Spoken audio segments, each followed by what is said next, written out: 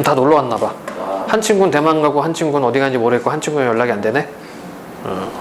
따이완 넘버원. 친구랑 놀러 간다 그래서 태풍 오지 않나 근데? 아닌가? 어? 언젠가 오겠죠. 언젠가는 오지 않을까? 자, 다시 문제 확인. 논지 전개 방식, 그러니까 구조를 좀 신경 써야 됩니다. 그 다음에 문맥음이 파악하는 건데 이게 지금 순서대로 좀 되어 있죠. 그러니까 얘는 선택이야. 읽어가면서 풀어야 될지 말지 여러분들이 좀 파악을 해주셔야 되고 읽어가면서 한번 확인을 해볼게요. 18번 출원 형태. 으따 지문도 길다 그지? 박스도 기네요. 그 다음에 19번 문제도 역시 비슷한 문제 출원 형태 문제가 있고요. 20번 문제도 다 길어. 짜증난다. 실제적으로 시험에서 이렇게 지금 못 낼 거예요. 왜냐하면 시간이 너무 부족하다 보니까. 그래서 지금은 많이 좀 줄이는 형태로 나가고 있어요. 자, 지문 분석. 현대 자본주의 소비 사회는 소비 균등화와 차별화를 동시에 추구한다. 소비 수준의 전반적 상승으로 소비의 균등화가 확산되었지만 한편으로는 계층 간 소비 형태의 차별화로 인해 오히려 사회적 불평등과 차별이 심화되기도 한다. 그렇죠? 이것 때문에 계층 간 소비 형태의 차별화.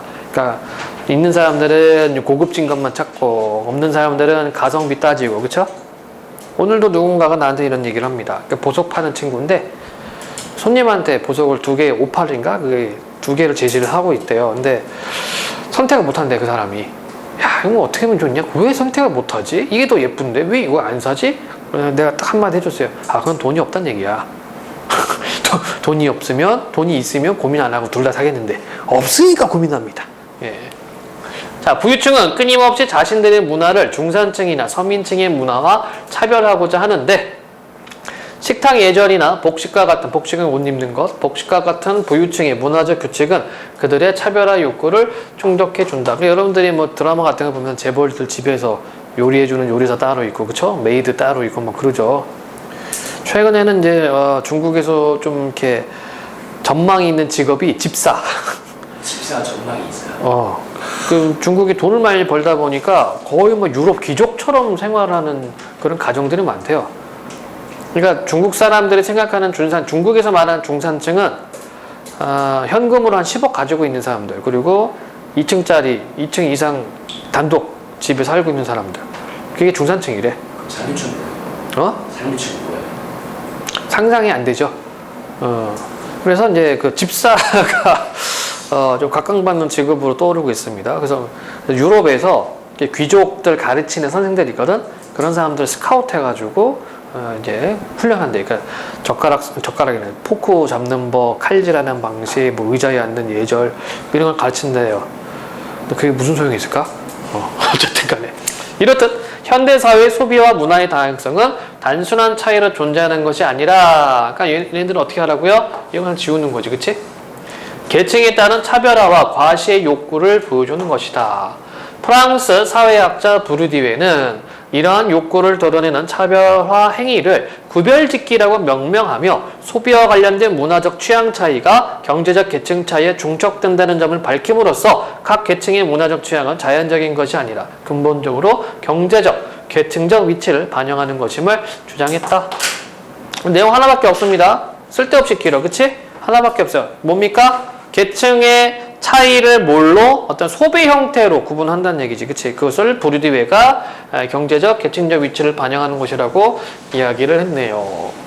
뭐 여러분들도 마찬가지잖아.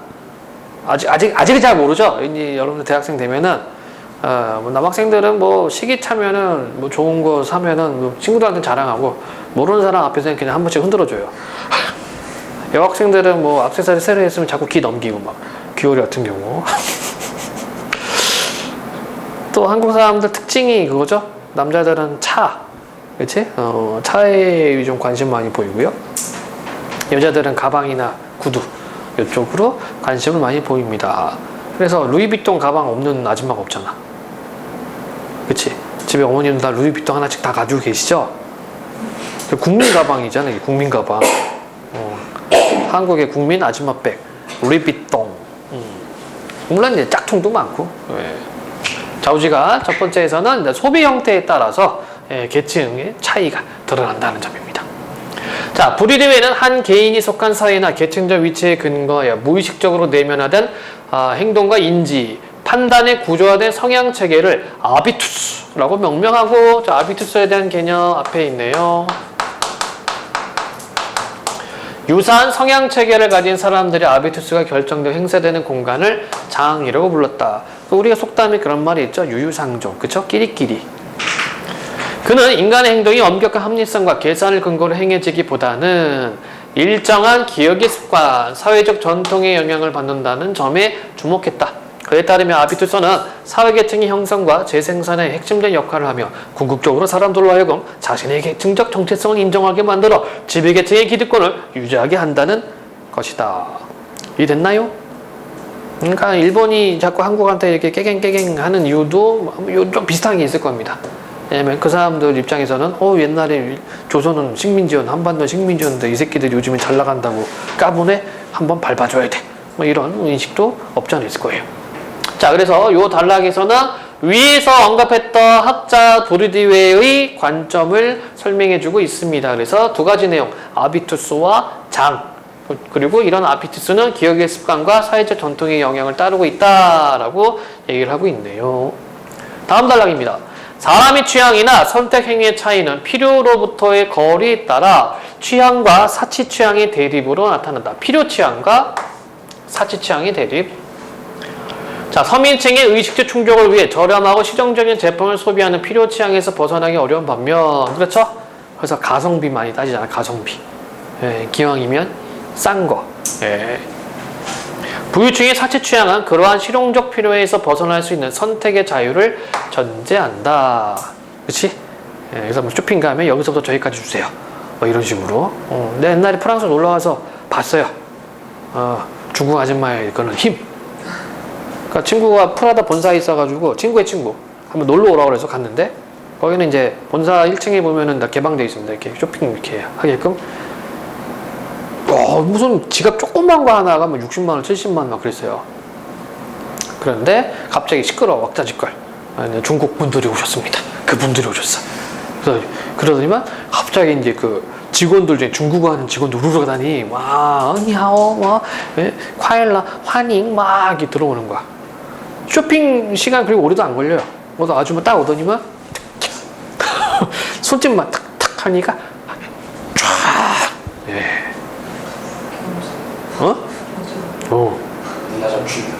나 그 처음 봤거든. 드라마 뭐 뉴스나 신문에서 봤지 내 눈을 보고 처음 본 거야. 우와. 거기 그 진열대에 여기서 쫙 싹 쓸어가는 거예요. 그래서 물어봤지. 진짜 저렇게 사냐고. 진짜 저렇게 산대. 근데 두 부류가 있대요. 한 부류는 진짜 돈 많은 사람. 또 한 부류는 부탁받고 사러 온 사람. 그러니까 이제 돈을 모아서 가지고 와서 싹 쓸어. 또는 또 팔기도 한대요. 이게 장사하는 사람이 와서 또 그렇게 또 쓸어간다 합니다. 어차피 이 사람들은 텍스 리펀드 하잖아. 그렇죠? 세금 없으니 면세니까 관광객들은. 자우지간. 자, 그런데 부유층은 사치제의 소비를 통해 자신들의 부를 과시하고 차별화하면서도 서민층이 필요 충족을 위해 어쩔 수 없이 선택한 필요 취향이나 자신들의 사치 취향을 마치 경제적 조건과는 무관한 자연적인 것으로 가정하여 정당함으로써 대중이 이것을 다양한 취향 중 하나인 것으로 수용하도록 만든다. 무슨 말인지 이해됩니까? 그래서 이 단락은 뭐예요? 자, 필요 취향과 사치 취향에 대해서 얘기를 했죠. 그렇죠? 그러니까 필요 취향은 뭡니까? 가성비지 뭐. 필요해서 물건 사는 거예요. 사치 취향은 부를 과시하는 거야. 그런데 부유층이 어떻게 한다고요? 그것을 자연적인 것으로 가정한다는 얘기야. 그래서 결국은 어떻게 돼요? 대중이 이것을 다양한 취향 중 하나인 것으로 수용하도록 만든다. 이러한 취향의 자연화에 따른 문화적 구별짓기가 문제시되는 것은 단순히 문화의 계층적 차이가 존재하기 때문만이 아니라 취향의 자연화를 통해 구별짓기 자체가 정당화될 수 있기 때문이다. 특히 이제 중국 같은 경우는 이게 조금 심한 편이죠. 한국은 그래도 막 자랑하고 뭐 하면 저 새끼 졸부 뭐 이러잖아. 그치? 근데 중국은요, 대놓고 자랑해요. 대놓고 자랑해요. 어제 뉴스를 보니까 그런 경우가 있던데, 어제 중국에서 있었던 일이에요. 충칭시에서 있었던 일. 여자가 이제 페라리를 타고 가는데 앞차가 막았어. 유턴을 해야 되는데. 그러니까 이 여자가 다짜고짜 내려가지고 뭐 하더니 아저씨 뺨을 확 때리는 거야. 근데 아저씨가 약간 몸 좀 건장하거든. 딱이 맞으니까 바로 주택이 펑 날려요. 그러니까 여자가 몸이 휘청 있는데 그거에 대해서 네티즌들이 중국 네티즌이 막 글을 타는 게 속 시원하다고 더 패야 된다고 이렇게 쭉. 근데 우리나라 뉴스는 딱 그 정도밖에 안 나왔는데 아는 중국 학생이 이제 그 유튜브를 봤나 봐. 올라온 거 짤을 번역을 하죠. 얘는 다 중국말로 싸우고 있으니까. 듣자 하니까 그 여자의 남편이 그 충칭시 경찰서장이래요.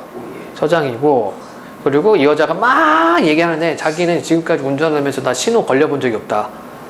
이 말은 무슨 말이에요? 그러니까 신호 무시하고 다닌다는 얘기죠. 자기 남편 뺑 믿고.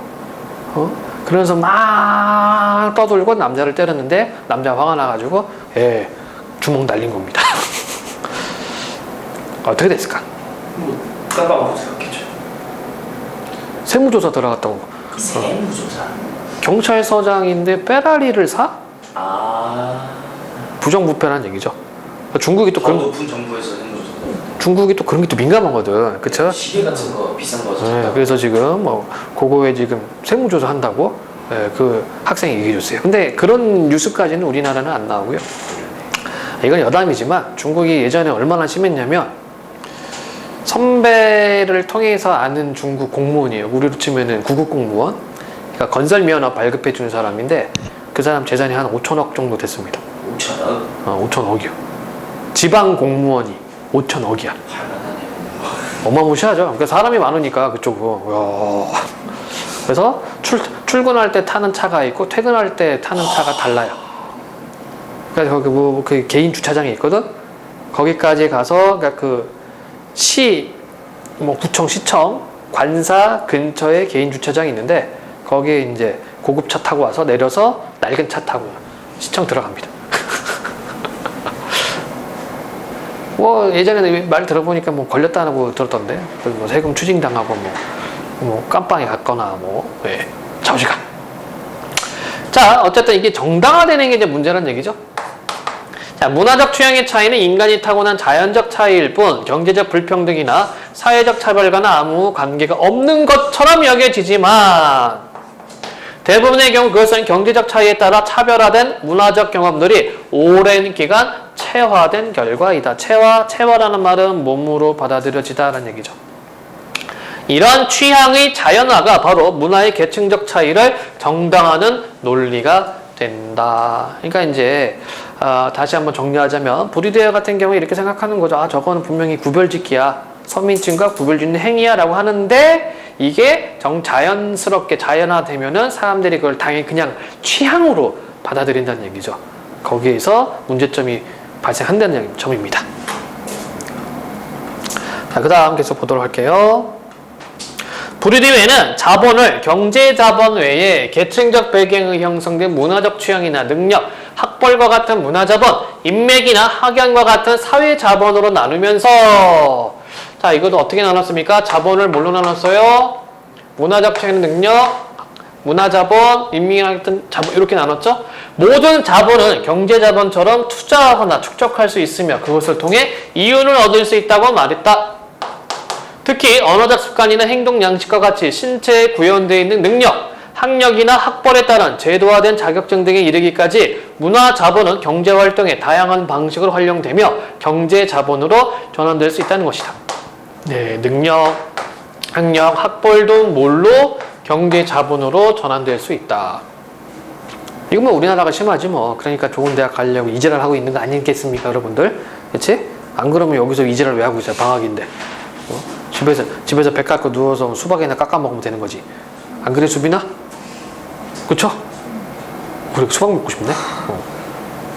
자, 그런데 문화자본은 경제자본과 달리 직접적 소유나 증여의 형태를 띠지 않음으로써 그 소유와 증여가 잘 드러나지 않는 은폐 효과를 지닌다. 경제적 격차는 문화적 격차를 만들어내고 그 문화적 격차는 계층 구조를 정당화하며 문화자본은 특정한 가정 환경에서의 사회화를 통해 자녀가 지속적으로 전수됨에도 불구하고 개인의 타고난 성향과 능력으로 인식됨으로써 그것이 상속받은 재산이라는 혐의를 피할 수 있게 된다.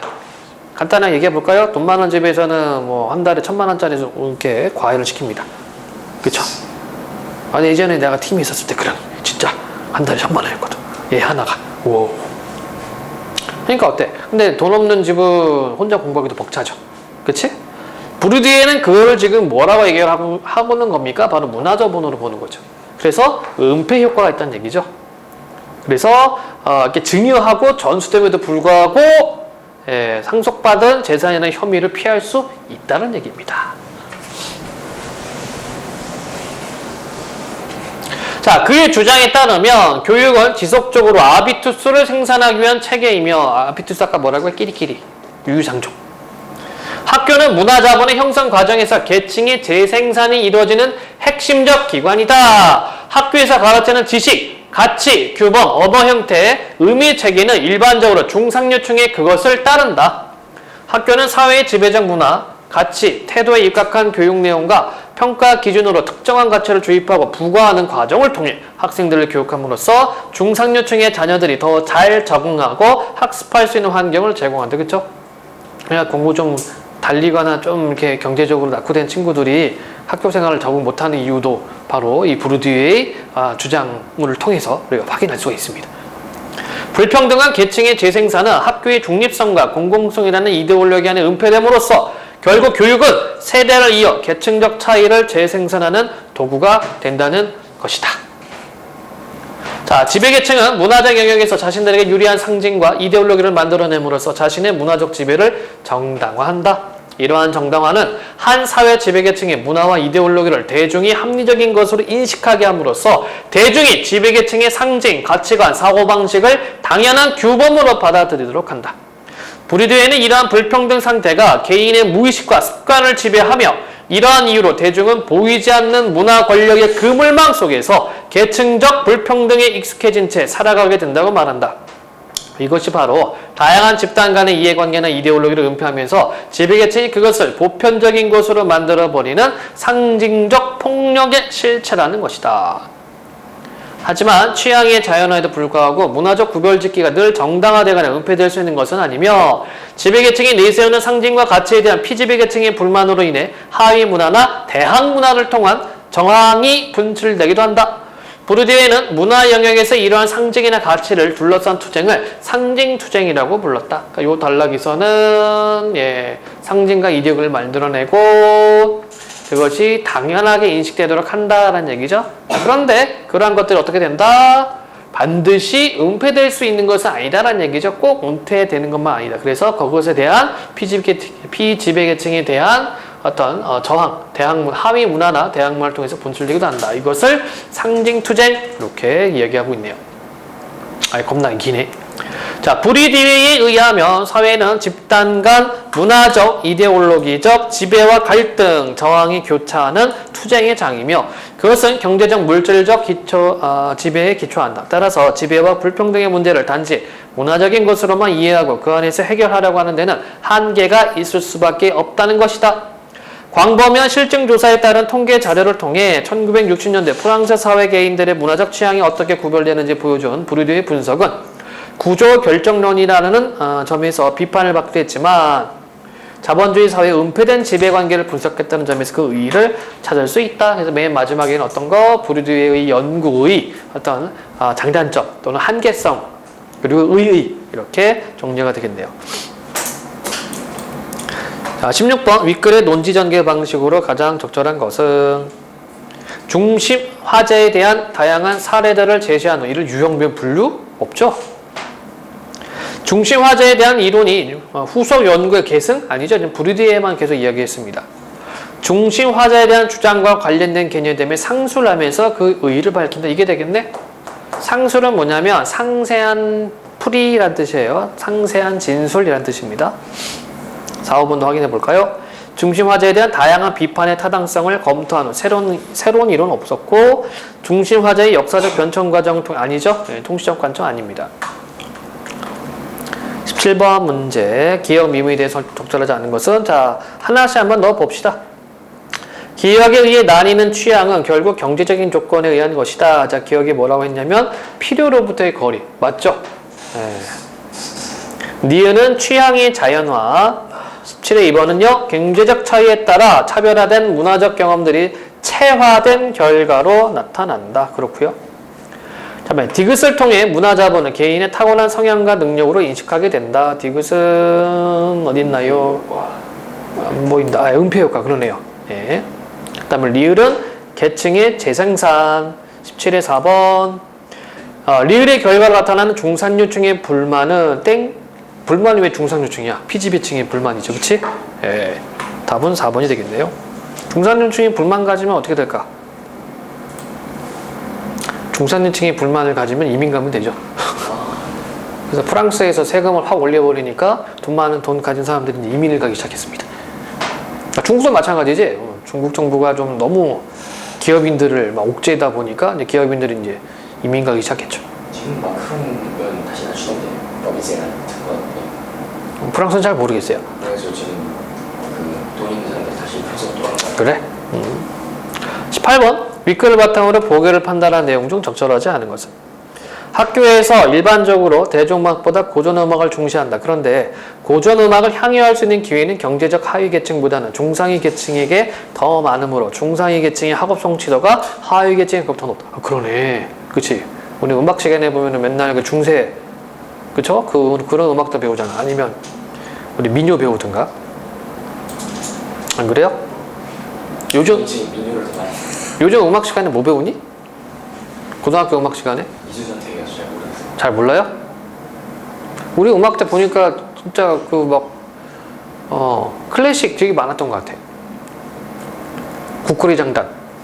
그러니까 이거야. 국거리 장단 아니면 클래식이에요. 거의 뭐 이렇게 들어볼 수가 없는. 예. 클래식은 어디서 듣습니까? TBS 클래식. 지하철. 어디 도착할 때. 그죠? 요즘에는 북거리 작가를 막았죠. 아, 그래? 그리고 한승경 같은 거.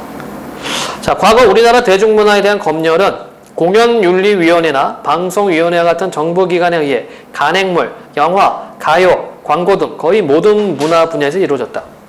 그 검열의 엄혹함을 짐작할 수 있는 부분이 대중가의 경우 1970년대부터 수많은 금지곡들이 양산되었는데 금지곡으로 지정된 사유로는 사회통념 위반, 산업생산 의욕 저하 유발, 창법 불량.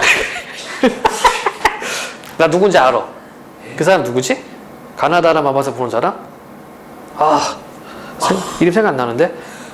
그 술 취한 듯이 부른다고 그래가지고,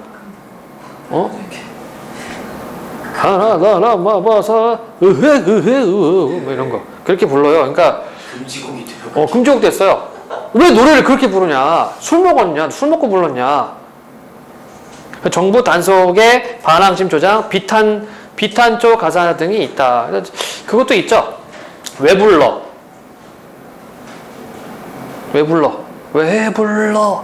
왜 불러? 돌아가는 사람 왜 불러? 그것도 금지곡 됐습니다. 이유가 반말. 진짜. 기나긴 하루 지나고 날이 왜 기나기냐고 금지되고. 그리고 뭐야? 아침 이슬 이것도 금지곡이죠. 슬프다고. 이거 비탄조. 가사가 그 노래 멜로디 슬프다 해가지고. 대체 무슨 노래를 부를 수 있지? 어쨌든 그랬어요. 재밌어. 지금 관점에서 그때 당시 검열 기준을 보면 되게 재밌어요.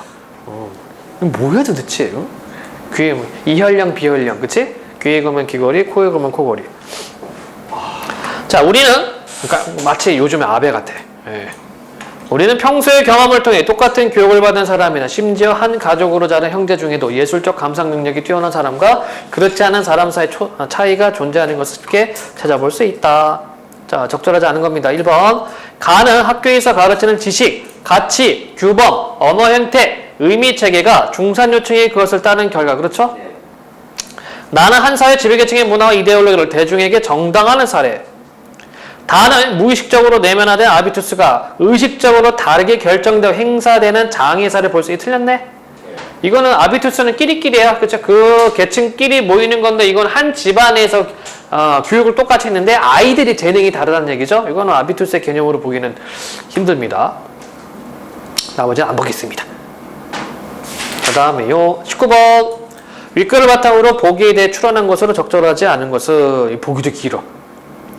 A는 현대사회의 문화상품 소비 유형과 생활 양식은 개인이 소속된 사회계층보다는 정보통신의 기술의 발달이나 다국적 기업의 팽창으로 인한 매체와 거대 문화자본의 영향을 더 강하게 받으며 그로 인해 문화 소비의 동질화 경향을 보인다고 주장한다. B는 반대로 현대로 오면서 개인의 소득 증대, 여가 시간의 확대, 계층의식의 약화와 같은 사회적 변화로 인한 문화 소비의 개인주의와 추세가 계층적 종속구조 탈피와 문화 소비의 다양화를 촉진하고 있다고 주장한다. 시국의 60년대에서 2010년대까지 사회계층별 문화소비 실태 조사 결과에 따르면 60년대 상위계층은 주로 오페라나 전시회 관람, 하위계층은 스포츠나 영화 관람에 여가시간을 활용했지만 2010년대까지 상위계층과 하위계층의 관람 횟수가 모든 부분에서 대폭 증가하면서 특정 부분으로의 쏠림 현상도 지속적으로 완화되고 문화소비 유형도 다양화된 것으로 밝혀졌다. 1번. 가의 A는 윗글과 달리 아비투스보다 매체와 거대 문화 자본의 발달을 문화적 소비에 더 큰 영향을 미치는 요인을 본다. 그렇죠? 그냥 뭐 내용 그대로입니다. 두 번째, 나의 B는 윗글과 달리 아비투스보다 생활 수준의 전반적 향상과 같은 요인이 문화 소비에 더 큰 영향을 미친다고 보고 있다. 그러네요. 여기 보면은 소득 증대, 여가 시간 확대, 계층식 약화와 같은 것이 소비에 더 영향을 미치고 있다.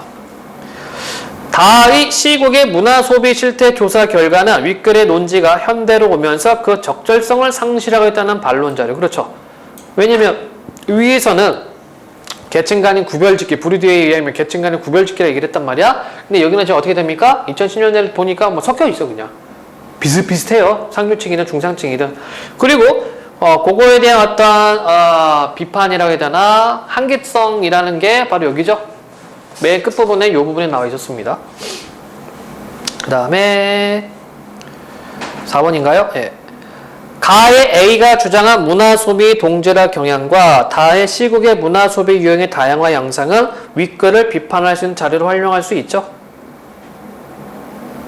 그 다음에 왜냐하면 윗글에서는 뭐라고 얘기를 했어요?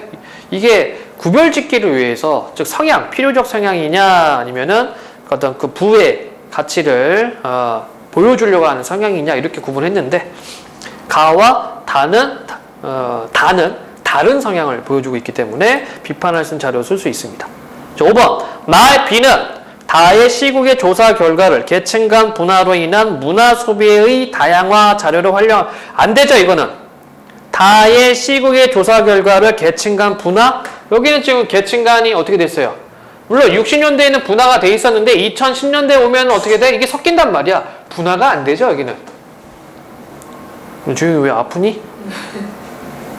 그래서 5번으로 고르시면 되실 것 같아요. 그 다음에 20번 문제입니다. 아따, 이것도 길구만. 독일의 철학자 호네트는 이름이 호넷이네, 호넷. 왠지 전투기를 좋아할 것 같은. 왜요? 미국의 주력 전투기가 F-18 호넷이라고 그러죠? 네. 전투기 이름이 호넷이죠, 호넷. 사회적 갈등의 원인을 사회적 인정과 반대되는 사회적 무시로 규정하고 사회 구성원들은 자신이 사회로부터 갖고 있는 일정한 도덕적 행위 기대에 대한 믿음을 토대로 자기 존중감을 확립하기 때문에 이것이 무시될 경우 올바른 자존감 확립을 위해 사회적 무시를 넘어 새로운 인정관계를 형성하려는 사회적 투쟁을 하게 된다고 보았다. 한마디로 뭐야? 무시당하면 투쟁. 그죠? 무시당하면 투쟁이래요. 미국의 경제학자 베블러는 왠지 그 배가 많이 불렀을 것 같다. 타인에게 보여주거나 타인의 인정을 받으려는 의도에서 이루어지는 소비를 과시적 소비라 부르면서 생산적 노동을 멀리하고 예술이나 오락과 같은 한가한 활동에만 탐닉하는 유한 계급은 자신의 부를 과시하기 위해 타인과 차별화된 과도한 소비를 하고 그것을 근거로 명예를 얻고 특별한 대우를 받으란다고 보았다. 적절하지 않은 것 1. 호네트는 부르디에와 달리 구성원 간의 갈등 원인을 도덕적인 차원에 찾고 있다. 네. 어디 있습니까? 여기 도덕적 행위 기대에 대한 믿음이 저버리게 되면은 무시되면은 두 번째, 부르디에와 호네트는 모두 사회적 투쟁의 동기를 집단적 차원에서 이루어지는 무의식적 습관의 실천? 호네트 한번 볼까요? 이게 무의식입니까? 호네트는? 무의식이 아니라 도덕적 행위 기대에 대한 믿음이 무시될 경우 자존감 확립을 위해 사회적 투쟁을 하게 된다. 그쵸? 이거는 무의식적인 것이 아니네. 나머지 확인해 볼게요. 윗글의 부유층의 사치 취향과 나의 유한계급의 과시적 소비는 모두 실용적 필요에서 벗어난 소비 맞고요. 가의 사회 구성원들과 나의 유한계급은 모두 타인에게 인정받은 의도를 가지고 있다. 그렇고요. 나의 유한계급과 윗글의 부유층은 가의 사회 구성원들과 달리 자신을 타인과 경제적 측면에서 차별화하는 의도를 지니고 있지요. 그래서 아닌 것은 두 번째 걸로 가시면 될 것 같아요. 즉, 무의식 습관에서 실천 찾는다? 아니요. 호네트는 좀 관계가 없는 것 같습니다. 질문. 괜찮습니까?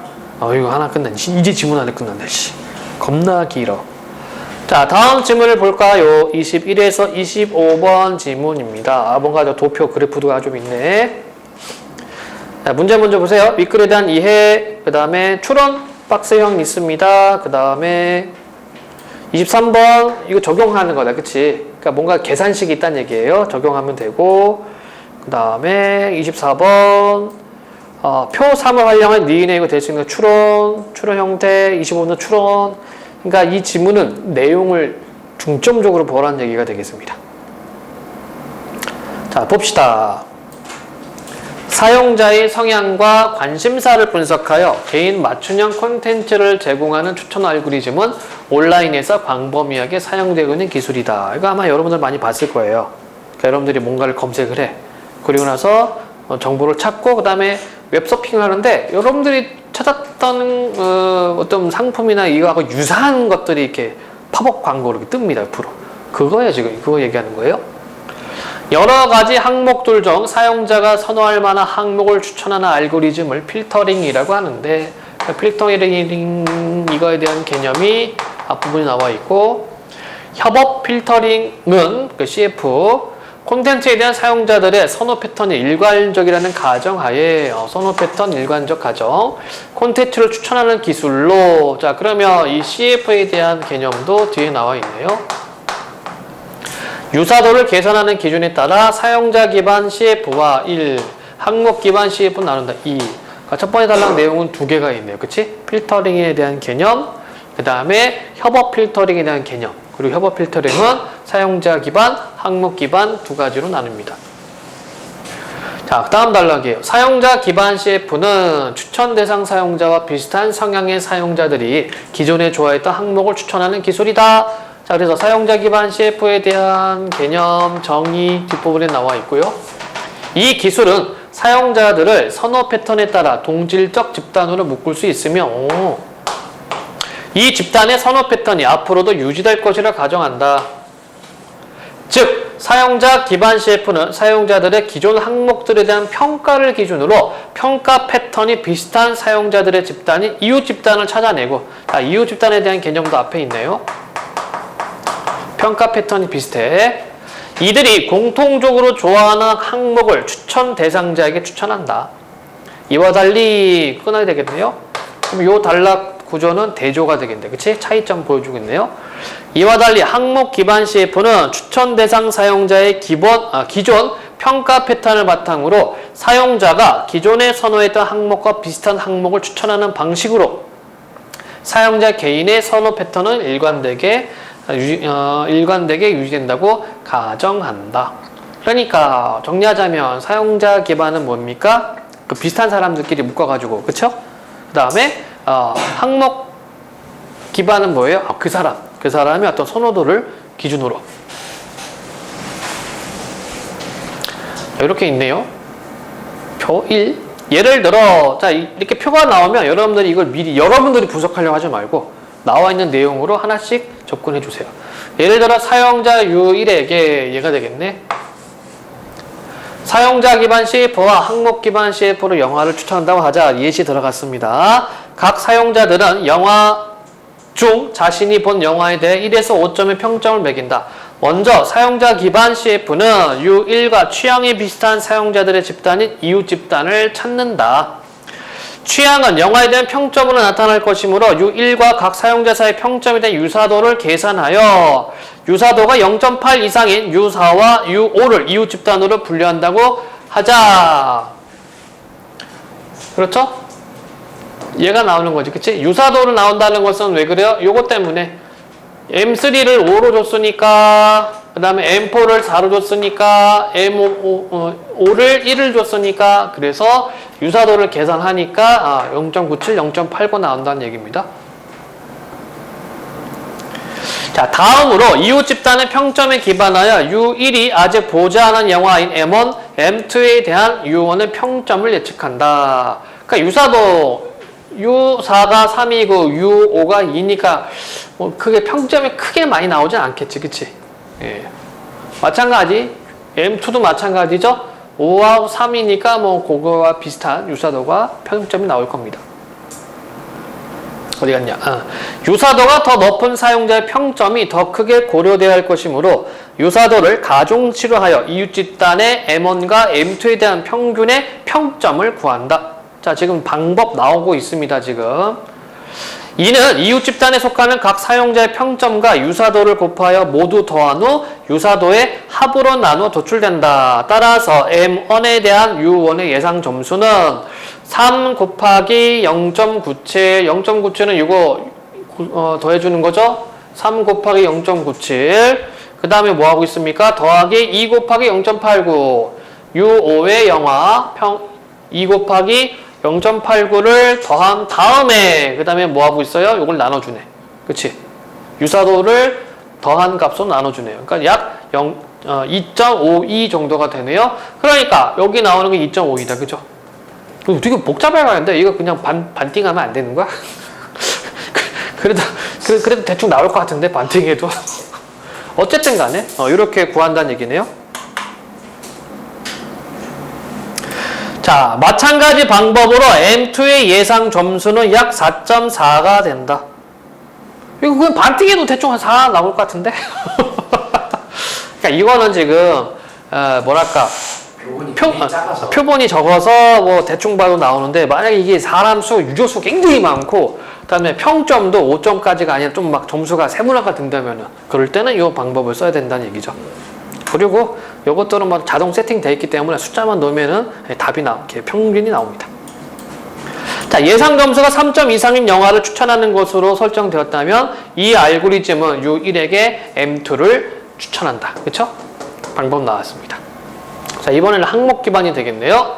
항목 기반 CF는 항목들 간의 유사도를 기반으로 추천 대상 사용자가 기존에 선호했던 항목과 유사한 항목을 추천한다.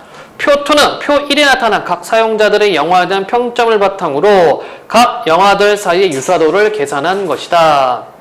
U1의 M1에 대한 예상 점수는 U1이 다른 영화에 부여한 평점과 그 영화와 M1 사이의 유사도를 곱하여 모두 합한 후 유사도 합으로 나누어 구할 수 있다. 말이 복잡하죠? 근데 뭐 친절하게 또 계산식 나와 있으니까 따라서 M1의 예상 점수는 5 곱하기 0.73. 여기 왜 5를 곱하는지 이해됩니까? 이거는 뭐죠? 그죠? U1이 다른 영화의 평점과 그 영화와 M 사이 유사를 곱해서 이렇게 돼 있지, 그치? 그리고 4 곱하기 0.71. 왜 4를 곱해요? 왜 4를 곱하지?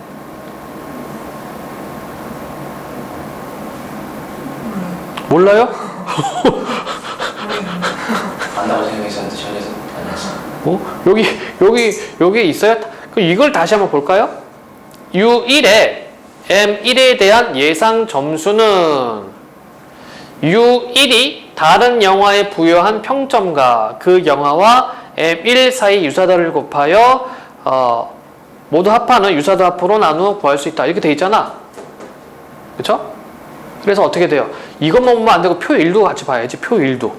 표 1에 어떻게 돼 있어요? 표 1에 M3 5점이잖아요. 이해됐니? 그러니까 그러니까 요런 게 이제 낚일 수가 있거든. 다시 한번 정리할게요. 항목 기반 CF는 지금 표2만 보는 것이 아니라 유저가 U1이 표 1에서 평가했던 거 평점 바탕으로 들어가줘야 됩니다. 그래서 U1이 영화 세 번째를 5점을 줬어. 평점을 5점을. 그쵸? 그 다음에 뭘 곱하는 겁니까? 표2의 M3 요거 0.73 이거를 곱하라는 얘기죠. 이해됐나요? 그런 방식을 쓰란 얘기지. 그치? 그래서 M1의 예상 점수는 5 곱하기 0.73 더하기 4 곱하기 0.71 더하기 1 곱하기 0.75 나누기 나머지 유사도의 합 나누면 대략 3.31. M2는 약 3.25이다. 자, 계산하는 방법 알았죠? 수빈이 이해됐니? 윤빈이도? 예. 그러니까 뭐 복잡한 것 같은데 복잡한 거 아니에요. 그냥 얘가 지칭하는 게 어느 지점을 이야기하고 있는가를 따라가 주면 됩니다. 자, 예상 점수가 3점 이상인 영화를 추천하는 것으로 설정되었다면 이 알고리즘은 U1에게 M1, M2를 추천한다. 자, 이와 같이 어떤 알고리즘을 적용하느냐에 따라 추천 결과는 달라지므로 추천 시스템의 성능을 평가하여 알고리즘을 개선하는 것이 중요하다. 추천 시스템의 성능을 평가하는 측정 지표로는 정확도와 재현율이 있다. 정확도는 추천 시스템이 추천한 항목들 중 실제 사용자가 선택한 항목들의 비율이다. 재현율은 사용자가 실제로 선택한 항목들 중 몇 개의 항목들을 맞췄는가 하는 것이다. 표 3과 같이 추천 시스템이 한 사용자에게 50개의 항목 중 35개를 추천하여 그중 25개가 실제로 선택했다고 하자. 이때 정확도는 참 긍정과 거짓 긍정의 합으로 나누어 구할 수 있으며 이 경우 약 71%. 재현율은 참 긍정과 참 부정의 합으로 나누어 구할 수 있으며 이 경우 약 83%다. 이것도 똑같죠? 왜? 잘 이해 안 돼? 그러니까 이런 말에 낚이면 안 되고 여기 있잖아. 참 긍정 있잖아. 그치? 이거 그대로 가봐. 다시 한번 볼까요? 정확도는 참 긍정 25잖아. 그쵸? 참 긍정과 거짓 긍정의 합으로 나누어 구할 수 있으며 자 그러면 봐.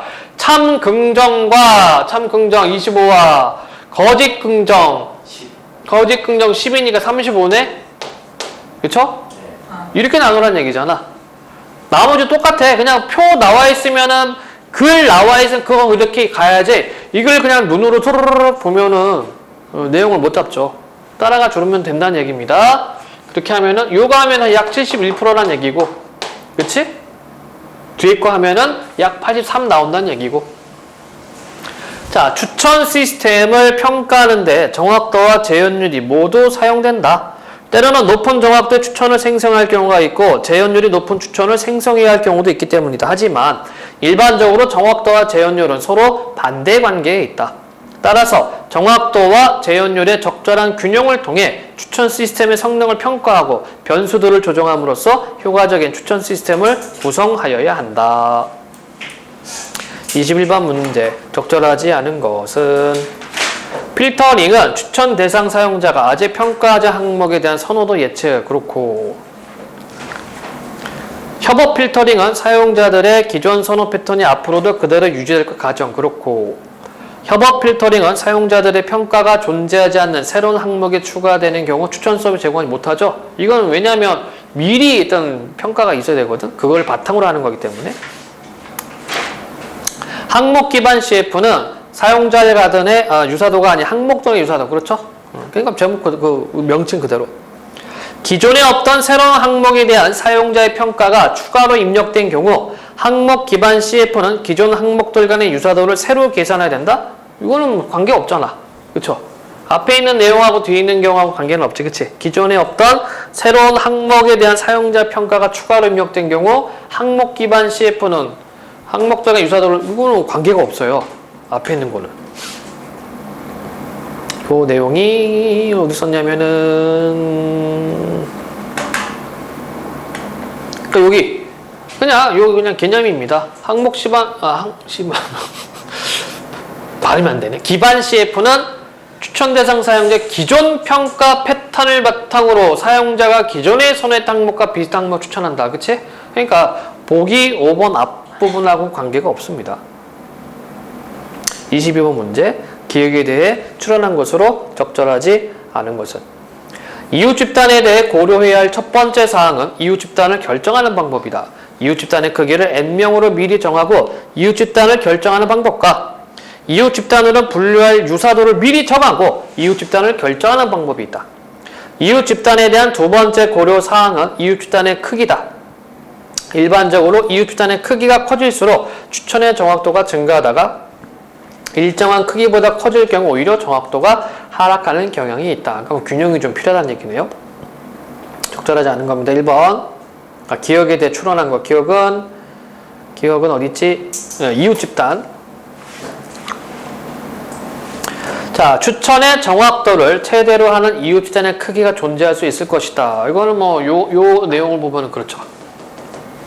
추천 시스템의 성능을 높이기 위해 이웃 집단의 크기를 변화시켜야 하는 경우도 있을 것이다. 그쵸? 이거는 뭐 1번하고 2번하고 똑같은 내용이잖아. 이걸 조절해야 된다는 얘기예요. 세 번째, 이웃 집단의 결정 방법과 크기에 따라 사용자 기반 CF와 항목 기반 CF 추천 정확도가 모두 변할 것이다. 이거는 틀렸지. 왜요? 항목 기반 CF 추천 정확도는 이웃 집단하고 관계가 없는 개념입니다. 위에서도 계속 얘기했어요.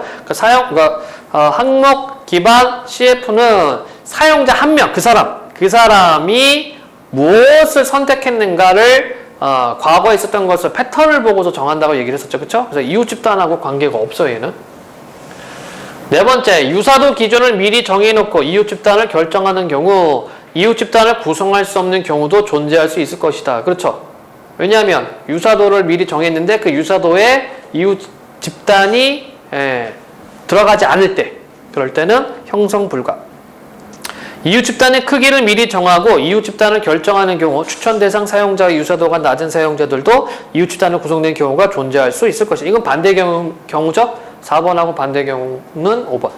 그래서 아닌 것은 3번이 되겠습니다. 그래서 이웃 집단은 항목 기반 CF하고는 관계가 없어요. 23번 문제입니다. 윗글을 바탕으로 보기를 설명한 거 적절한 것은 자 요거에 이제 적용시켜라 이런 문제가 되겠고요.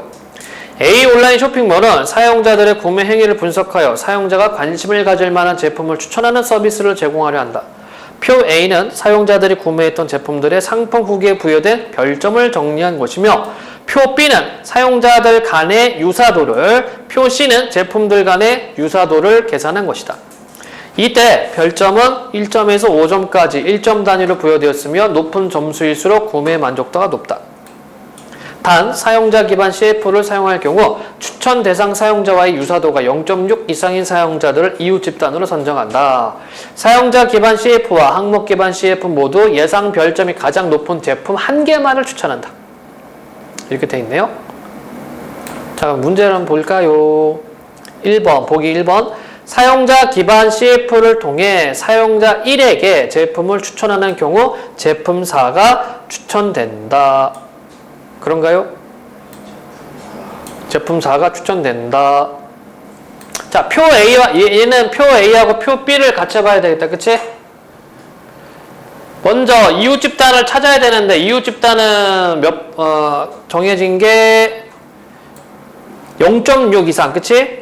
0.6 이상인 사용자들을 이웃 집단으로 선정한다고 되어 있습니다. 자, 그러면 누구로 잡으면 돼요? 누구로 잡으면 0.6 이상을 이웃 집단으로 삼으면 된다고 했으니까 누구로 잡으면 됩니까? 누구? 얘네들이네. 그치? 얘네들로 잡으면 되고 그 다음에 해줄 거는 뭡니까? 위에 똑같아. 위에 거랑 똑같이 해주면 됩니다. 그러면 제품4 얘가 살 건지 말 건지, 그쵸? 살 건지 말 건지 계산하려면 어떻게 계산해요? 앞에 뭐라고 되어 있었습니까? 계산하는 방법이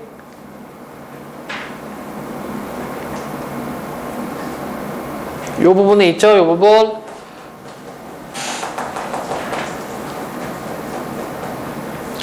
어디 보자. 그래서 자, 얘네들이 3, 4, 5가 했던 평점을 곱하면 되겠다. 평점하고 유사도를 곱하면 되겠지. 그치? 그러니까 평점 곱하기 유사도들이 있어요. 각 유저들의. 그 다음에 유사도의 합으로 나누면 됩니다. 그러면 구해준다고 얘기를 했어요. 그럼 이게 계산하기 귀찮은데. 자, 다시. 해야지 뭐 어쩔 수 없지. 문제 풀어야지. 귀찮지만. 자, 사용자 3, 4, 5가 이웃 집단입니다. 사용자 3, 4, 5가 이웃 집단인데 친절하게 사용자 4는 제품 4에 대해서 안 했네. 그쵸? 그러면은 이거 보면 되겠네. 이해되나요? 자, 그러면 먼저 5 곱하기 5 곱하기 자 사용자 3의 유사도는 얼마입니까? 0.65가 됩니다. 0.65 더하기 그 다음에 사용자 5는요 0.89인데 4 평점이 4점이네. 그러면 4 곱하기 0.89입니다. 이거를 뭘로 나눕니까? 0.65 더하기 0.89로 나누면 되겠죠? 그치? 좀 갑자기 훅 귀찮아지는데 이거? 얼마 나와요? 근데 어. 가장 높은 한계만 추천한다는데 가야지 않나? 뭘요? 추천 잠깐만 보기를 다시 볼게요. 사용자 기반 CF를 통해 사용자 1에게 제품을 추천하는 경우 제품 4가 추천된다.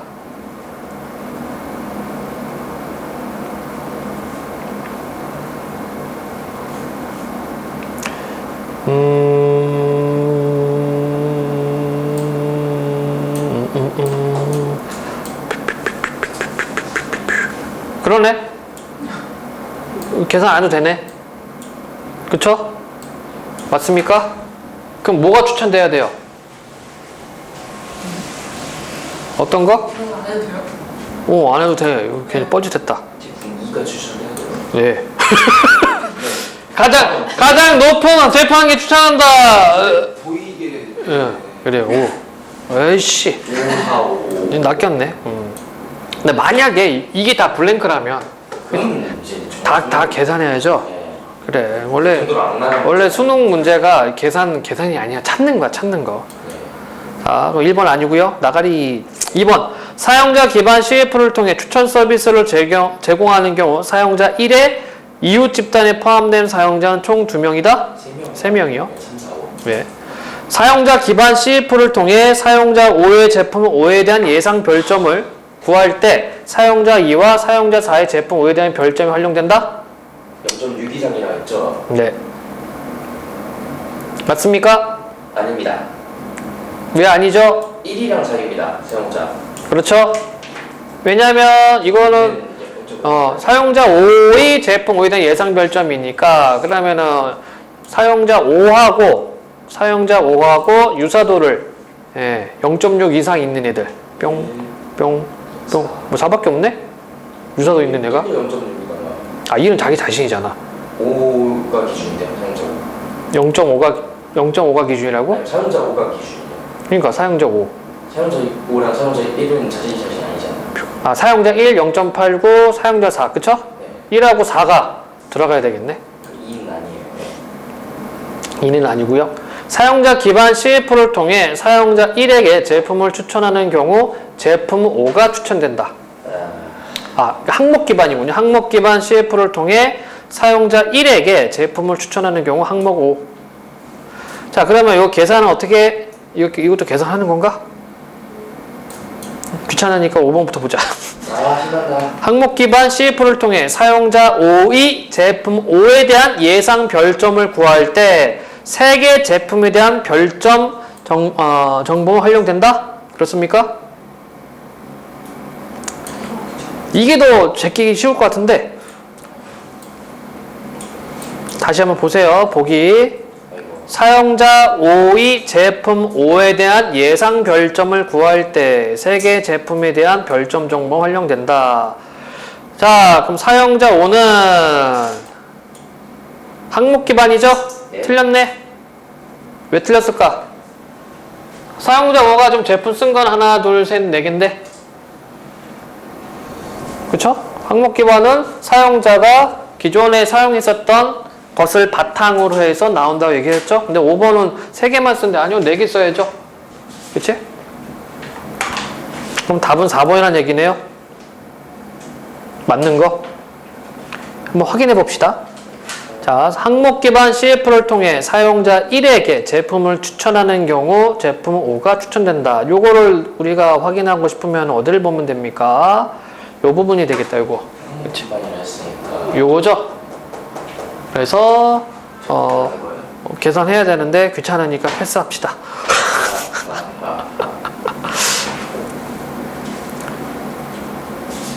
이거 두 개 계산해야 되잖아. 이것도 계산해야 되고 이것도 계산해야 되고, 그치? 두 개 나와야 되잖아. 아닙니까?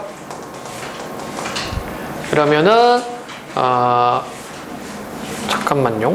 실전에서 저런 문제 나오면 저거는 안 나와. 이거 못 내. 이렇게 아 이렇게 문제 내면 난리 나요. 바로 그렇게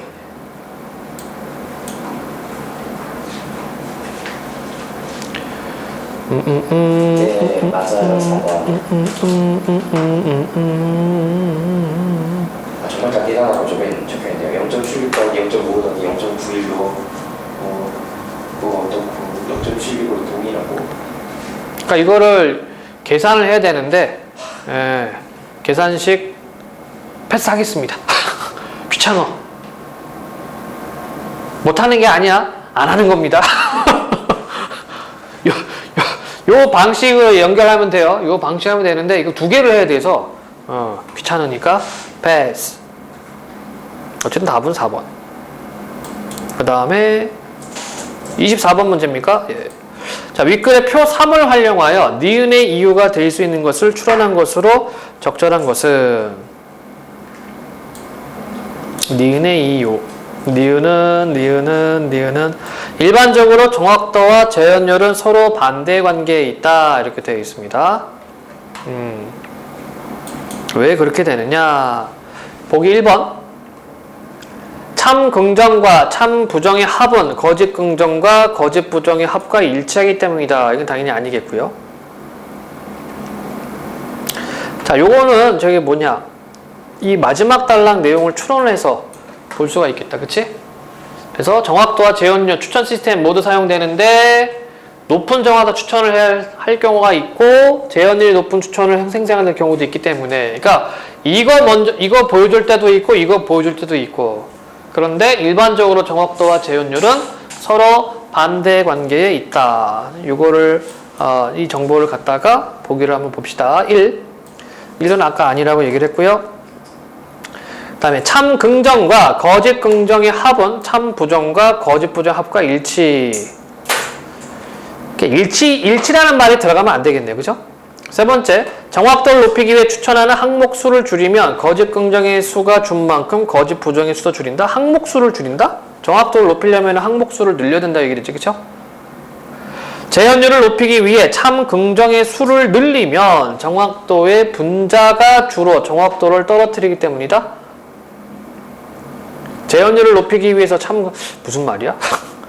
자, 재현율을 높이기 위해 추천하는 항목의 수를 늘리면 참 긍정과 거짓 긍정의 합이 늘어나는데 이는 정확도의 분모를 늘려 정확도를 떨어뜨리기 때문이다. 이제 말은 5번인 것 같은데요. 자, 그러면 얘를 확인해 주려면 어떻게 해야 돼? 요 부분이에요. 요 부분. 정확도 계산하는 부분입니다. 그러니까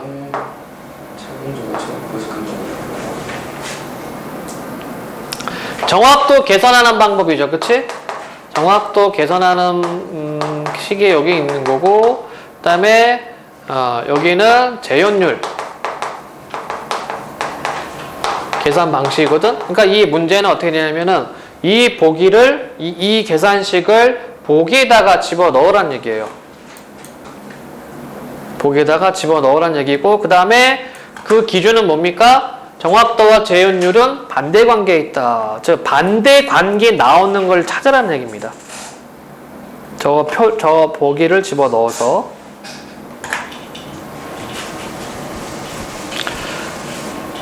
에이 괜히 지웠나? 아이 귀찮아. 이거 화면으로 보면 아이씨. 자, 기준 잡을게요. 그러니까 재현율은 뭐라고 되어 있습니까? 참 긍정을 거짓 긍정으로 참 긍정을 참금 더하기 참금으로 참 긍정과 참 부정의 합으로 나눈다. 이게 재현율이죠? 정확도는 참 긍정을 뭘로 나눠요? 참 긍정과 거짓 긍정.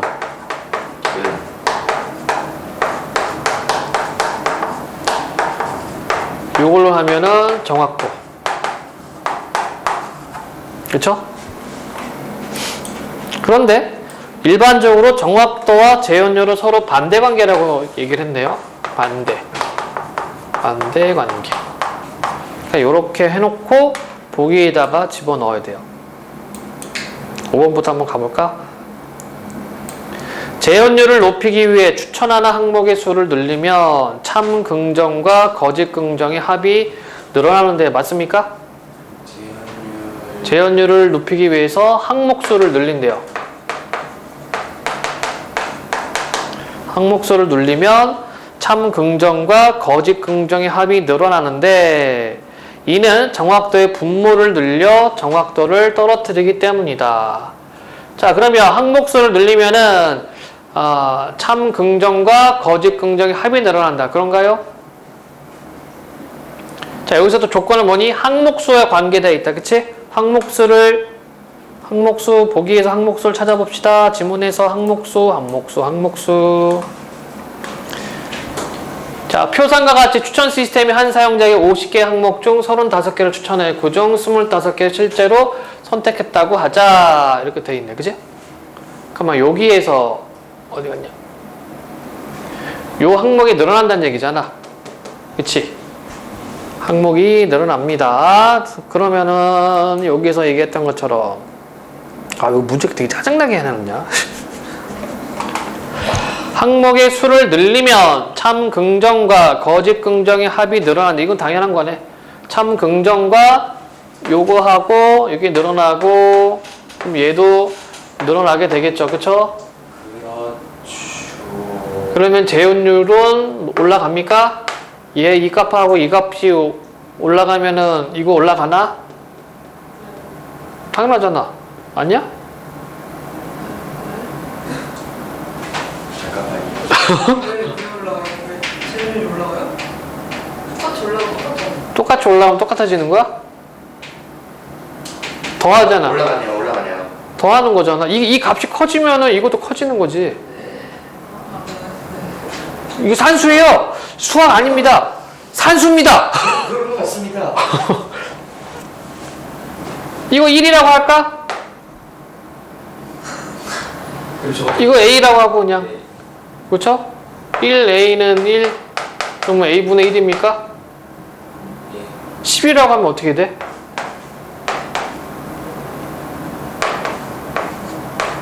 이거 똑같아? 아니요, 그 곱이 아니라 더 치는 게 있잖아요. 아, 덧셈이네, 덧셈. 네. 커지네. 네. 그치?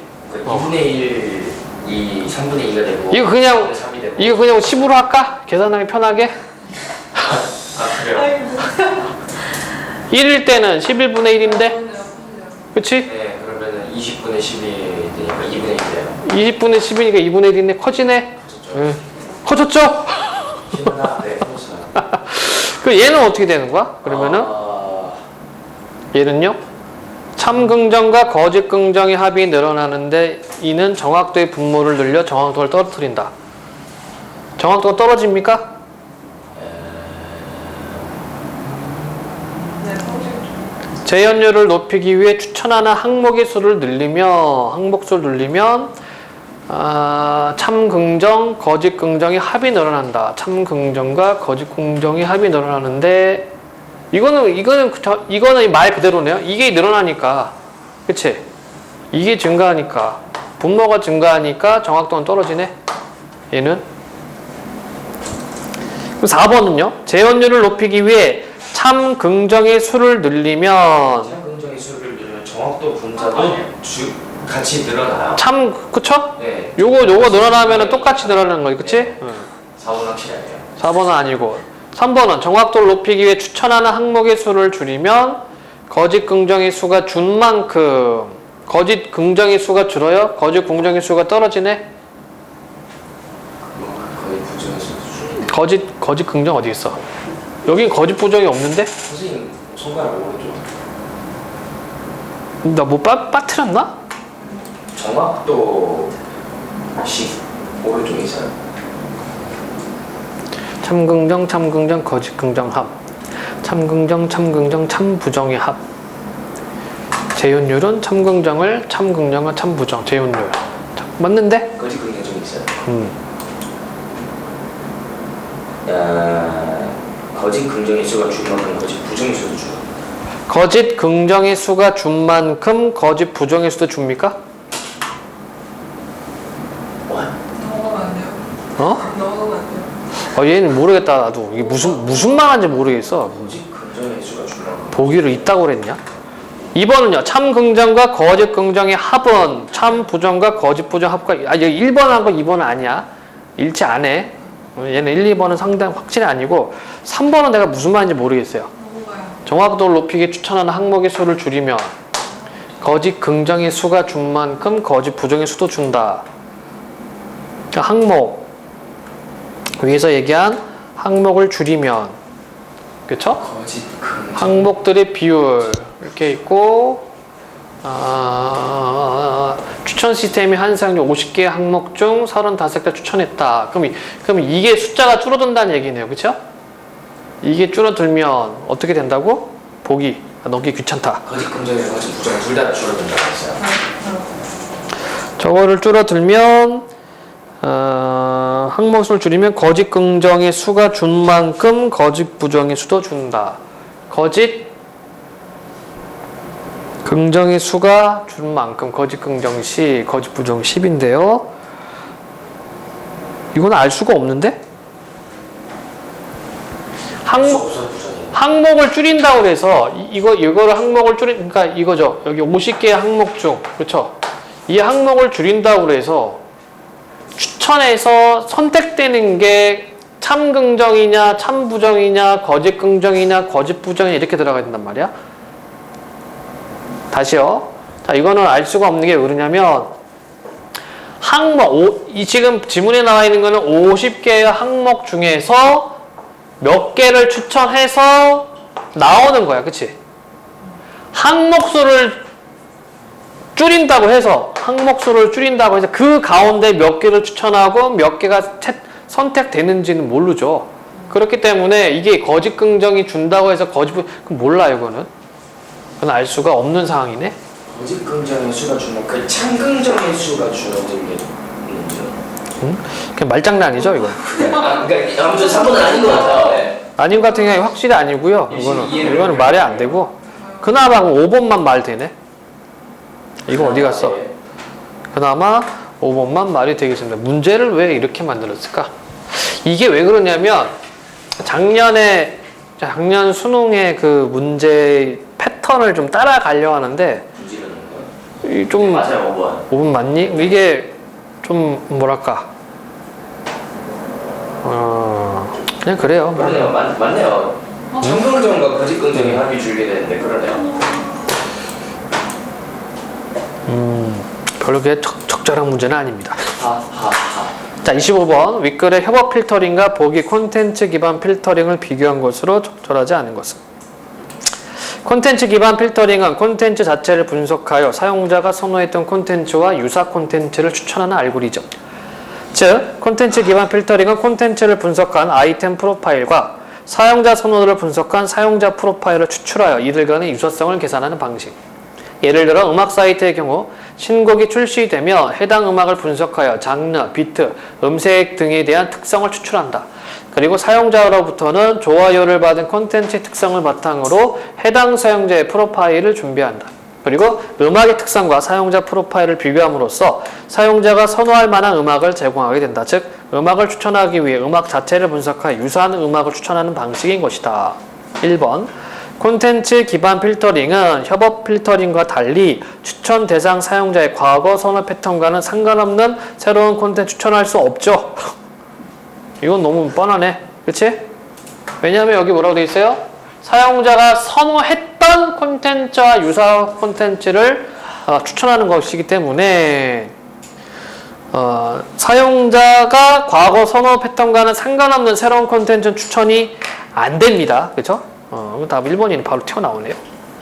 잠깐 쉽시다잉. 26, 30번, 26, 30번.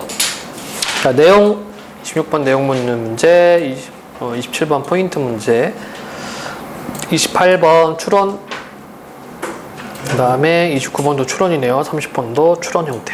내용을 중점적으로.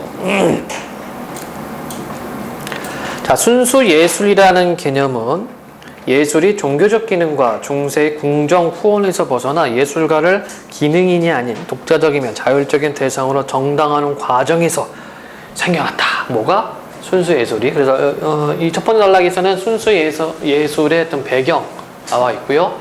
19세기에 접어들면서 예술가가 기능인과 구별되는 존재로 격상되고 예술이 개인의 독창적 산물이라는 의미를 지니면서 실용품과 예술작품의 전시공과 또한 분리. 예술가의 지위 상승에는 예술가의 재현 능력이라는 경외감과 유일한 진품의 신비한 분위기인 아우라가 중요한 요인으로 작용했는데 사진술의 등장은 회화의 전유물이었던 대상의 재현을 대신하면서 19세기 예술의 근간을 흔들어 놓았다. 이해가 되죠? 사진은 막 찍어서 필름 이게 하면은 이렇게 복제도 되니까 그래서 어떤 예술이 리얼리즘 사실주의에 추구를 했다면 사진은 뭐 완벽하게 재현을 하게 되니까 회화가 많이 흔들리게 됩니다. 그래서 회화는 값비싼 재현 수단이었던 반면 사진술은 원본과 질적 차이가 없는 사본을 무한히 생산할 수 있는 경제적 재현 수단이었던 것이다. 그래서 첫 번째 단락은 순수 예술의 어떤 배경 그리고 순수 예술과 사진 이렇게 생각하면 될 것 같아요. 20세기 초 이러한 위협에 맞서는 동시에 기존의 예술관념과 형식을 부정하면서 혁신적인 예술을 지향한 일련의 유파가 아방가르드였다. 아방가르드는 미 전통적 통념을 파기하고 예술 판정 기준의 정당성을 문제 삼으며 새로운 미적 기준을 제시함으로써 전통적 예술에 익숙해져 있는 감상자에게 충격을 주고자 했다. 새로운 미적 기준. 전통적 미학관에 따르면 예술은 일상적인 것에서 벗어날수록 그 완성도가 높아지는 것이었으므로 예술이라는 단어에는 초월이라는 개념이 항상 따라붙었는데 아방가르드는 일상의 탐구를 통해 초월적 세계가 아닌 일상 속의 예술을 구현하고자 했다. 내용 두 개 있죠? 아방가르드 추가했던 거. 그러니까 내용은 하나인데 아방가르드 추가했던 건데 새로운 미적 기준과 그 다음에 일상 속의 예술을 구현했다는 점. 자, 존 하트필드는 재료로 쓰인 기존 사진이 가지고 있는 본래 의미를 파괴하는 방식인 포토 몽타주 기법으로 출처가 다른 부분들을 조합해서 비관례적인 새로운 전체를 창조하는데 성공했다. 뭐 여러분들 몽타주 기법 알고 있죠? 르네 마그리트는 하나의 오브제를 그것의 사회적 관습적 용도와 분리하여 전혀 엉뚱한 환경에 배치함으로써 시각적 충격을 주는 데페이지망 기법으로 기존의 예술적 전통과 대립하는 상상력을 강조했다. 뒷샹은 뭐 사람들 나오네? 하트필드, 그 다음에 누구예요? 르네 마그리트, 그 다음에 뒷샹. 기성품의 본래 기능이나 목적을 박탈하고 거기에 새로 예술적 가치를 부여한 레디메이드라는 개념을 통해 기존의 장인형 사회에서 제품의 표준화와 대량 생산 시스템에 기반을 둔 대중사회를 이행했다는 사회적 인식을 표현하고자 했다. 그가 가짜 서명을 한 후 구입한 그대로 출품한 소변기 샘은 예술가의 과제가 재료의 가공이 아닌 재료의 선택이라는 점을 강조한 것이었다. 그거 알고 있죠? 소변기 갖다 놓고 샘 이렇게 적어놨죠. 자, 그의 행위는 예술작품이 예술가의 의지를 전적으로 반영한 수동적 대상이 아니라는 주장이었으며 장인적 기술과 유일성을 예술작품의 필수 속성이라고 여기던 예술가의 권위에 대한 도전이었다. 자, 그래서 아방가르드 윗단락에서는 아방가르드에 대한 개념 설명했고 예시로 하트필드, 마그리트, 그 다음에 듀샹 이 세 사람의 어떤 예술 작업을 보여주고 있어요. 아방가르드 예술가들은 오랫동안 예술에 추구했던 조화의 아름다움과 삶의 위안이라는 미덕에 반기를 들면서 예술이 충격을 통해 삶의 불편한 진실을 드러내기를 원했다. 자, 또한 그들에게 예술은 일상적인 것이야 했으므로 그들은 오브제의 독창적 활용으로 예술의 오랜 관습에 도전하고자 했다. 자, 오브제는 영어로 하면은 뭐 대상이죠. 근데 이제 예술에서는 그 예술적 대상들. 그러나 아방가르드가 제시한 새로운 예술은 당대 혼란을 일으켰지만 대중에게 인정받지 못했다. 예술에서 여전히 삶의 위안과 생활의 장식을 기대하고 있었던 대중에게 아방가르드가 의도한 충격은 그리 달갑지 않은 것이기 때문이었다. 그치? 요즘도 그런 생각 많이 갖고 있죠.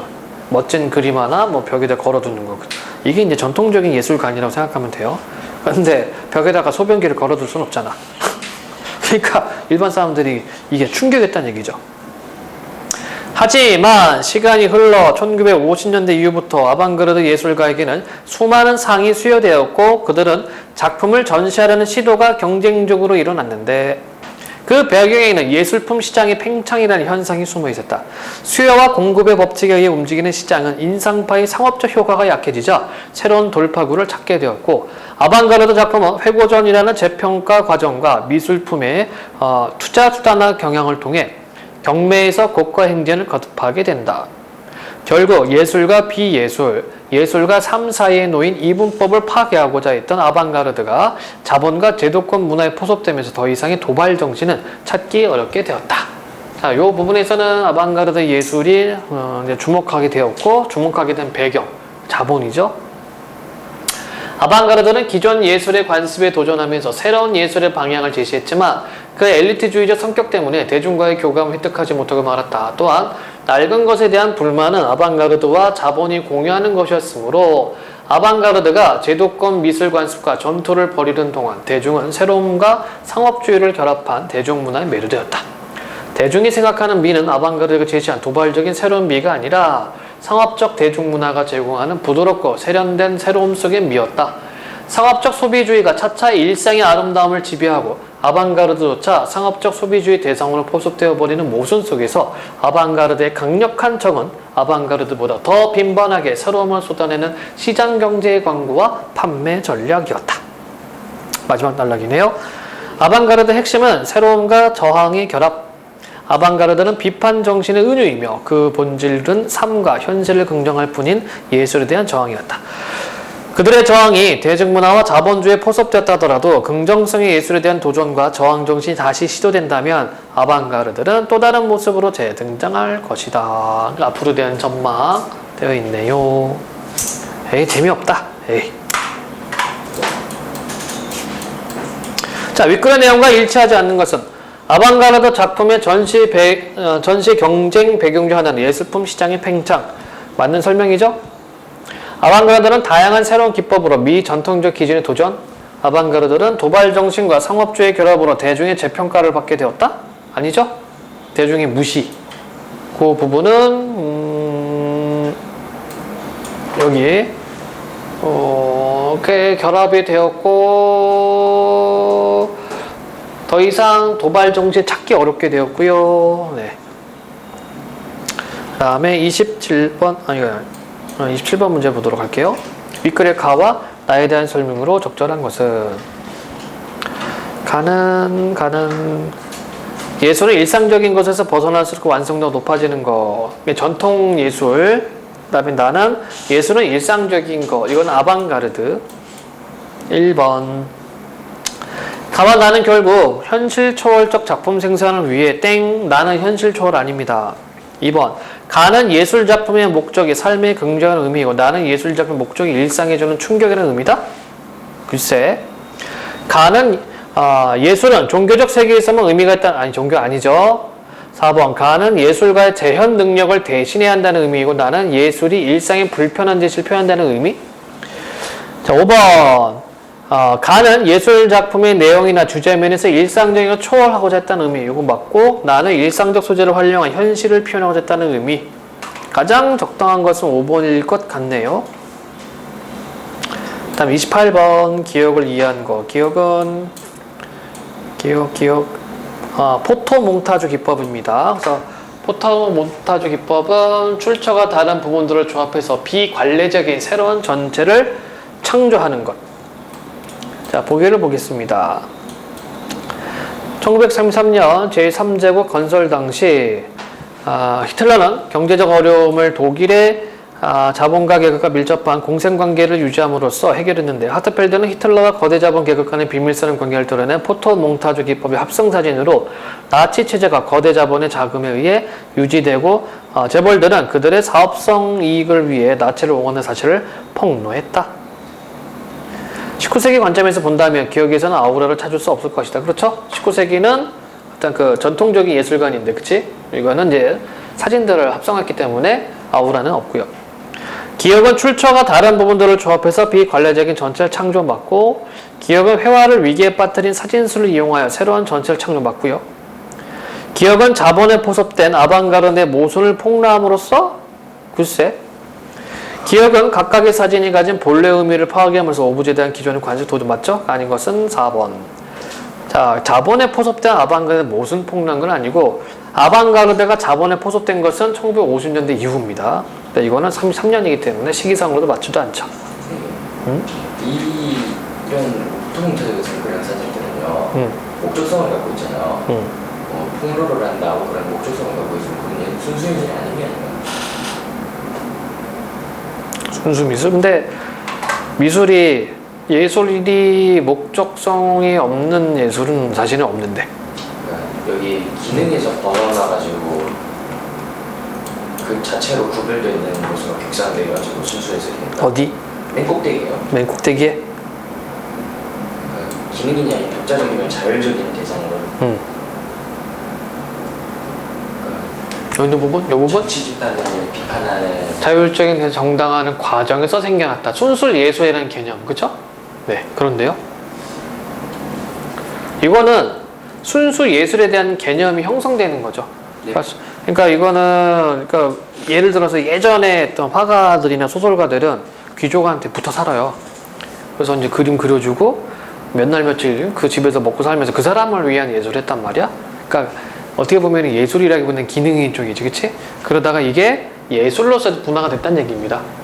그래서 19세기에 접어들면서 개인의 독창적 산물이라는 거, 즉 실용품과 예술작품 전시공간 또한 분리가 되었다는 얘기잖아.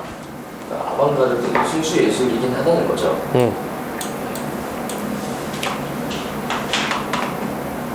그러니까 4번 같은 경우는 다시 한번 설명할게요. 4번에 틀린 이유는 자본에 포섭된 아방가르드의 모순을 폭로하는 것이 아닙니다. 내용이 틀렸어요. 자, 29번. 윗글의 관점으로 보기를 보았을 때 반응으로 적절하지 않은 것은 마그리트 사람의 아들 휴대전화 케이스 20세기 A와 같은 아방가르드가 독점했던 새로움보다 더 빈번하게 새로움을 시장에 쏟아내는 기제는 소비주의다. 낡은 것에 대한 불만을 아방가르드와 자본이 공유하기에 B와 같은 자본과 아방가르드의 공모는 언제나 성사될 수 있다. 자본은 전투 용어를 미학 용어로 바꾸는 아방가르드의 성과를 물려받아 21세기에는 그것을 다시 B와 같은 제품의 광고 문안으로 바꿔놓고 있다. Nothing is real. 진짜는 없어. A가 충격적이었다면 그 이유는 전혀 엉뚱한 환경에 배치된 오브제 때문. 그렇고 이건 지문에서 우리가 확인 가능합니다. A가 논란을 일으켰지만 대중에게 인정을 받지 못했다면 삶의 위안을 기대한 대중에게 A가 닮지 않다. 그렇고요. A는 삶과 현실을 긍정할 뿐인 B와 같은 예술에 대한 저항의 표현이라고 할 수 있겠군? 뭔 소리래? 아니죠? B의 휴대전화 케이스에 저항하려고 A가 나온 것이 아니라 A가 나오다 보니까 나중에 자본에 포섭되어서 휴대전화 케이스로 나왔다. 이렇게 연결해야 되겠습니다. 30번 문제예요. A와 B를 해석할 것 중 가장 적절한 것은 A가 박스 안에 있나? A는 어디 있습니까? 숨은 A 찾기 어딨니? 샘? 아 여기 샘. 예. 뱅크시는 왠지 은행을 좋아할 것 같은 뱅크시라고 알려진 게릴라 아티스트가 뉴욕 현대미술관에 몰래 들어가 자신이 앤디 워홀의 그림을 패러디한 토마토 수프 깡통 그림을 걸었는데 놀랍게도 미술관 측과 관람객들은 그 그림을 미술관의 전시물이라고 생각했다. 그들의 그러한 반응은 전적으로 미술관이라는 제도가 워홀의 그림을 작품으로 선택했고 그를 예술가로 인정했다는 믿음에 기인한 것으로 결국 미술관이 어떠한 체제를 수행하는 곳인지 밝혀진 셈이다.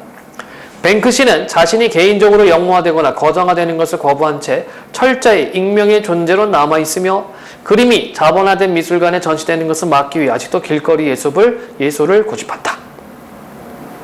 74년생이니까 그쵸? 젊네. 1번 A는 대량 생산 시스템의 산물이라고 할 수 있고 B는 레디메이드를 그대로 활용한 사례라고 할 수 있다. 아니죠? A도 레디메이드입니다. A는 예술작품 오브제의 상업적 사용이라고 할 수 있고 상업적 사용이 아니지요. A는 예술가의 권위에 대한 도전이라고 할 수 있고 B는 자본화된 제도의 포섭에 대한 저항이라고 할 수 있다. 자, 어디 보면 알 수 있나요? 3번이 답이 되겠는데 여기 보면은 그 행위는 예술작품이 예술가의 의지를 전적으로 한 수동적 대상이 아니라는 주장, 장인적 기술과 유일성을 예술작품의 필수 성리라고 여기던 예술가의 권위에 대한 도전, 이 부분을 통해서 확인할 수가 있고, 그 다음에 B는 여기 미술관이라는 곳이 그 작품의 어떤 그 뭐랄까 권위라고 해야 되나, 그쵸? 그래서 자본화된 제도의 포습에 대한 저항, 이렇게 들어가는 게 가장 적절할 것 같아요. 4번도 확인해 봅시다. A는 제도권 문화에 포섭된 아방가드를 할 수 있고 아니요. 5번 A는 예술의 엘리트주의적 단면 아니요. 답은 3번밖에 없네요. 질문.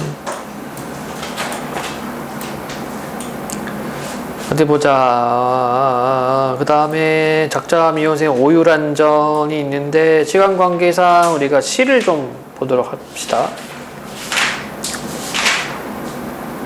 짧은 거를 좀 보고 3구에서 42번 보면 되겠네요. 송승권의 산문에 기대어. 그 다음에 기홍도 가을 무덤 제방매가. 문제 먼저 보면 3구 가나 공통점. 40번에 박스 있죠? 40번은 이거 문제 보고 들어가면 되겠습니다. 41번 읽어가면서 정리. 42번 포인트 문제. 40번 문제는 보고 들어갈게요. 보기를 바탕으로 감상 내용 적절하지 않은 것은 가는 불교적 상상력을 바탕으로 서정성을 구현하고 있는 작품이다. 불교에서는 모든 생명이 생성하고 소멸하며 끊임없이 변화한다고 본다. 이에 따르면 죽음과 소멸은 다시 삶과 생성으로 이어지므로 삶과 죽음은 하나가 된다. 이 시에서 이승과 저승의 경계인 산문에 기대어 있다고 표현한 것은 이러한 세계관을 반영한 것이다. 화자는 누이의 형상을 떠올리며 그리움과 슬픔을 느끼지만 죽은 누이의 부활을 믿기 때문에 슬픔에 침잠하지 않고 그것을 감내하고자 한다. 죽은 누이를 살아있는 사람인 듯 대하는 태도는 재회에 대한 화자의 믿음에서 비롯된 것으로 이해할 수 있다. 봅시다. 송수건의 산문에 기대어. 자, 정서 외 표현기법 3가지. 누이야, 도노법 돌아갔죠? 가을산 그림에에 빠진 눈썹 두어 나틀. 그림에는 뭐라고 합니까? 그림자의 옛말.